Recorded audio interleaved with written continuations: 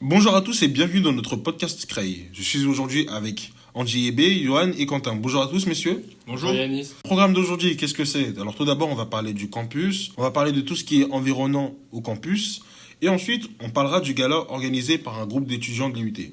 Bonjour à tous, je suis Andy et je viens vous parler des services que l'UIT met en place en rapport à la santé. D'une part, étant en crise sanitaire, l'UIT a pris vraiment zéro risque par rapport à tout ce qui est cours, tout ce qui est rassemblement, en n'hésitant pas à mettre certains cours de manière distancielle pour éviter tout ce qui est contagion, etc. Aussi, au début de l'année, l'UIT a appelé un médecin pour mettre en place un service de vaccin pour les personnes n'étant pas vaccinées. L'UIT aussi permet à certaines associations de faire des interventions. C'est-à-dire qu'il n'y a pas très longtemps, par exemple, il y a une association qui est venue à l'UIT pour parler des MST et surtout faire de la prévention en disant que c'était important de se protéger en cas de rapport sexuel. Même ils ont mis en place la possibilité de faire des tests de VIH, pour tout simplement se faire dépister. Au travers des projets tutorés, l'UIT, surtout des départements TC, a permis à des élèves de participer à un projet tutoré qui se nomme le don du sang. Le but est d'organiser un événement où plusieurs personnes peuvent s'y rendre dans le but de faire don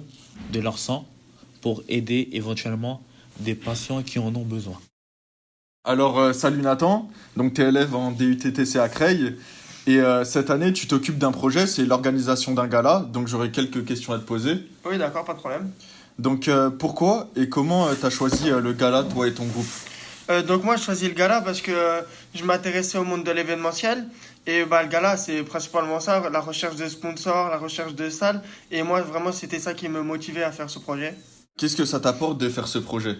Ça m'apporte de voir une vision plus réelle du monde du travail parce que j'ai dû contacter des entreprises, on a dû envoyer des mails, se déplacer sur place pour aller voir la salle, rechercher des devis. Donc vraiment, ça représente bien le monde réel et ce qui nous attend plus tard. Comment ça se passe justement l'organisation de ton projet? À vrai dire, c'est compliqué parce qu'il y a beaucoup de choses à faire en peu de temps. Donc, on est un peu pressé par le temps, mais en vrai, ça va, tout se passe bien parce que quand ça commence à se lancer, les choses, l'argent commence à arriver, les devis arrivent, ça devient plus facile et c'est moins stressant. Mais le début, le temps de se lancer, c'est vrai que c'est pas facile. Ok, chacun a une tâche précise, c'est ça? Oui, on s'est tous réparti les tâches. Par exemple, moi, je me suis occupé de trouver un sponsor. Le chef de notre groupe s'est occupé de chercher des devis. On s'est bien réparti les tâches pour faciliter le travail. Ok, dans ton projet, je sais que c'est inter-IUT, c'est ça? Il y a Oui, c'est ça. l'IUT de On Beauvais est en aussi. relation avec l'UT de Beauvais, par exemple. Nous, on s'occupe de tout ce qui est la logistique.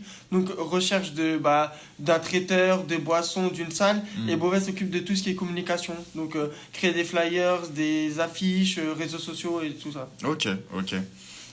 Et du coup, qu'est-ce que ce projet il apporte à l'IUT concrètement? Le projet, ça apporte de la visibilité à l'UIT parce que ça fait parler. C'est quand même un événement. Si tout va bien, normalement, il y a une centaine, voire 200 étudiants qui vont venir, des professeurs. Donc, ça apporte beaucoup de visibilité à l'UIT, ça fait parler.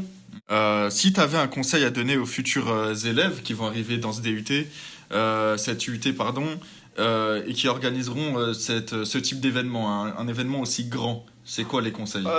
Le mois de octobre, novembre, direct chercher des sponsors et chercher des devis parce que sinon après c'est tout à la dernière minute et c'est pas facile, c'est vraiment très stressant. Donc vraiment le conseil principal c'est dès octobre envoyer des mails aux entreprises pour chercher des sponsors parce que c'est difficile à trouver des sponsors et après on court derrière l'argent pour payer le traiteur et tout ça. Merci à toi Nathan d'avoir répondu à mes questions, bon courage pour ton projet, à toi, voilà. Merci à tous et au revoir. Merci.